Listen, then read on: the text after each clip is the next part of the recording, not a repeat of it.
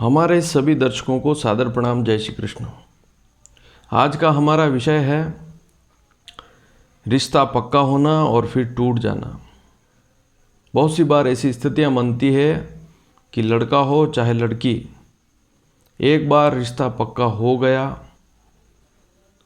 और फिर उसके बाद विवाह वाली स्थिति भी बन गई, विवाह की तारीख भी निकल गई, सारी स्थितियां बन गई, सगाई हो गई, लेकिन विवाह से कुछ दिन पूर्व ही रिश्ता टूट जाता है। हालांकि इसके बारे में मैंने अनेक योग पहले भी बताए हैं, लेकिन आज जो योग बताने जा रहा हूँ दिखने में बहुत सामान्य सा लगता है, लेकिन यह योग भी रिश्ता होकर टूटना या ऐसी स्थिति बन जाती है कि कहीं बातचीत पक्की होने की स्थिति बनती है और अंतिम स्टेज जहाँ पर बिल्कुल ऐसा लग रहा है कि अब तो रिश्ता पक्का हो ही जाएगा, लेकिन रिश्ता टूट जाता है, छूट जाता है। आखिर ऐसा क्यों होता है? और यह स्थिति बहुत ही दुखद स्थिति है। यदि ऐसी स्थिति बन जाए तो व्यक्ति, क्योंकि इसमें होता यह है कि व्यक्ति, उसके माता पिता, लड़के या लड़की के माता पिता लगभग एक ही रिश्ते की तरफ ध्यान आकर्षित करते हैं, 5-6 महीने तक उस पर ध्यान देते हैं और उसके बाद बात आगे भी बढ़ती है, सारी स्थितियाँ बहुत अच्छी चलती रहती है और ऐन मौके पर रिश्ता किसी न किसी कारण से छूट जाता है। तो आज इसी योग को समझेंगे। आपका समय खराब नहीं करते हुए आप यहाँ पर एक कुंडली देखें। इस कुंडली में आप पंचम भाव को देख लें, आप नवम भाव को देखें, आप एकादश भाव को देखें और आप लग्न को देखें। इन 4 भावों को आप अवश्य देखें। लग्न, पंचम, नवम और एकादश, इसके साथ आप तीसरे भाव को भी देखें, तृतीय भाव, इस भाव को भी अवश्य देखें। आपको अपनी लग्न कुंडली देखनी है, अन्य कोई भी कुंडली नहीं देखनी है। तो सबसे पहली स्थिति तो यह है कि गुरु यदि लग्न में बैठा हुआ है, नवम में बैठा हुआ है और एकादश में बैठा हुआ, आपकी कुंडली में गुरु लग्न में है, नवम में है या एकादश में है, इन तीनों भावों में किसी एक भाव में बैठा हुआ है, तो उसकी दृष्टि सीधी पंचम भाव पर पड़ेगी और व्यक्ति की इच्छा बनेगी विवाह करने की।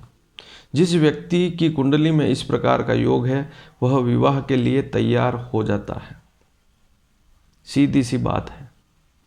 लेकिन अब होता यह है कि रिश्ता क्यों टूटता है?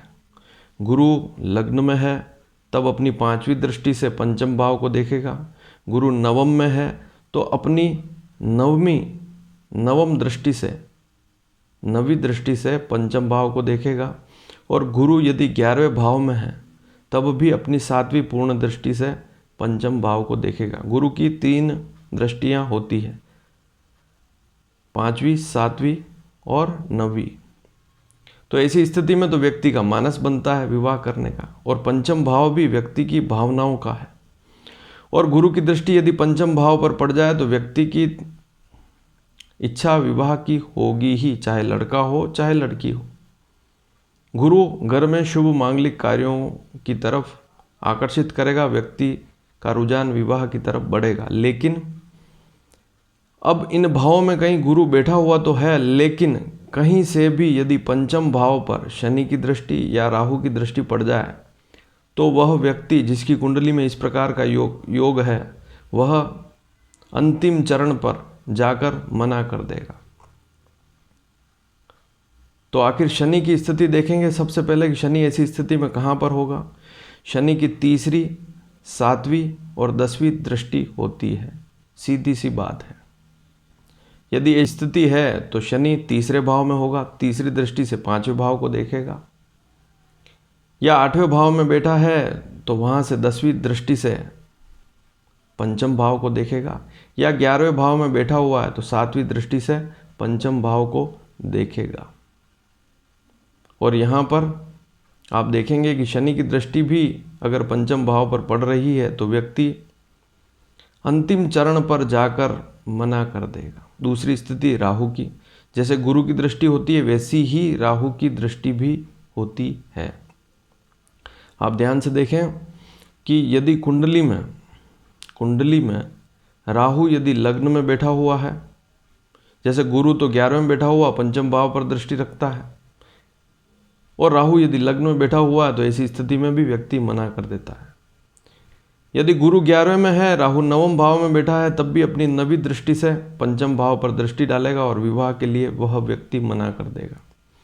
यदि गुरु 9वें में है लेकिन राहु 11वें भाव में बैठा हुआ, ऐसी स्थिति में भी वह पंचम भाव को देखेगा और विवाह के लिए मना कर देगा। तो आज आपने समझा कि गुरु की पंचम भाव पर दृष्टि कहाँ से पड़ेगी, लग्न से, नवम से या एकादश भाव से, 11वें भाव से। लेकिन शनि कुंडली में यदि तीसरे भाव में, 8वें भाव में या 11वें भाव में हो, ऐसी स्थिति में भी कि गुरु या तो लग्न में है या नवम में है या एकादश में है, लेकिन शनि भी कुंडली में तीसरे, 8वें और 11वें भाव में बैठा हुआ है, तब शनि की सीधी दृष्टि पंचम भाव पर पड़ेगी। और यदि शनि वहाँ पर नहीं है तो राहु यदि लग्न, नवम, एकादश में बैठा हुआ, तब भी वह पंचम भाव पर दृष्टि डालेगा और व्यक्ति अंतिम चरण पर, जहाँ बिल्कुल अब बात सब तय हो चुकी है, वहाँ जाकर मना कर देगा। और यह बहुत ही दुखद स्थिति होती है। तो यहाँ पर व्यक्ति चाहे तो राहु और शनि के मंत्रों का जाप कर सकते हैं, बीज मंत्रों का जाप कर सकते हैं। और शनि के अनाज जैसे उड़द है, तिल का तेल है, शनिवार के दिन दान कर सकते हैं। राहु के दान में भी अगर आप भोजन का दान करें बुधवार के दिन तो आप कर सकते हैं, तो उससे राहु के दोष दूर होते हैं। जो मलिन लोग होते हैं, गंदे कपड़े पहने हुए होते हैं, राहु के दान उनको करें, उनको भोजन कराएं। किसी एक व्यक्ति को भी बुधवार के दिन भोजन कराएं तो राहु के दोष दूर होते हैं। बिल्कुल सरल उपाय करेंगे तो लाभ मिलेगा, महंगे उपाय करेंगे तो लाभ नहीं मिलेगा। एक बात और ध्यान में रखें कि गुरु राहु साथ में भी हैं या शनि गुरु भी साथ में है, ऐसी स्थिति में भी, जैसे शनि और गुरु साथ में बैठे हुए हैं तब भी ऐसी स्थिति बन जाती है कुंडली में। और नवमांश चार्ट में भी कहीं पर भी यदि गुरु शनि के साथ है या गुरु राहु के साथ है नवमांश चार्ट में, तब भी ऐसी स्थितियां हमने देखी है। तो पंचम भाव भी बहुत सी बार जिम्मेदार हो जाता है, क्योंकि वहाँ से आपकी भावनाएं उपजती है। और जिस किसी व्यक्ति की कुंडली में शनि तीसरे, 8वें या 11वें भाव में बैठा हुआ है तो वह विवाह के लिए बहुत सी बार मना कर देता है। सप्तम भाव तो है ही, उसके योग तो मैं पूर्व में ही बता चुका हूँ, लेकिन पंचम भाव पर शनि की दृष्टि, राहु की दृष्टि है, साथ में गुरु की दृष्टि भी है, तभी ऐसी स्थिति बनती है कि गुरु भी देख रहा है। गुरु अगर अकेला देख रहा है पंचम भाव को तब तो विवाह हो जाएगा, लेकिन उसके साथ में कहीं न कहीं से यदि राहु की दृष्टि पड़ गई या शनि की दृष्टि पड़ गई तो वह उस काम को बिगाड़ने की कोशिश करेगा और विवाह होते होते टूट जाएगा।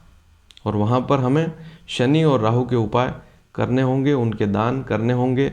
डिस्क्रिप्शन में वे भी मैं लिख दूंगा, आप चाहें तो उसके बीज मंत्र कर सकते हैं।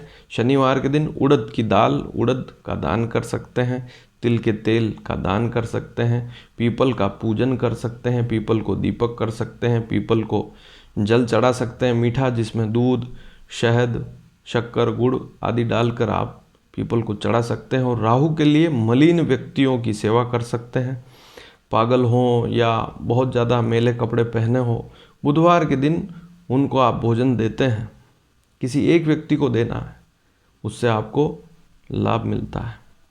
तो ये उपाय करेंगे तो आपको लाभ मिलेगा। लेकिन मैंने आपको बताया कि पंचम भाव भी अनेक कुंडलियों में हमने देखा है कि विवाह में देरी का कारण बनता है। विवाह में मुख्यतः जैसे सगाई हो गई और अंतिम चरण में अब काम बिल्कुल पक्का होने वाला है और व्यक्ति मना कर देता है। यह योग चाहे लड़का हो चाहे लड़की हो, उसकी कुंडली में है तो वह विवाह के लिए आनाकानी कर देगा, अंत में मना कर देगा। और उसके लिए ही, उसकी कुंडली में ही इस प्रकार के योग हैं, तभी यह स्थिति बनेगी। धन्यवाद। जय श्री कृष्ण।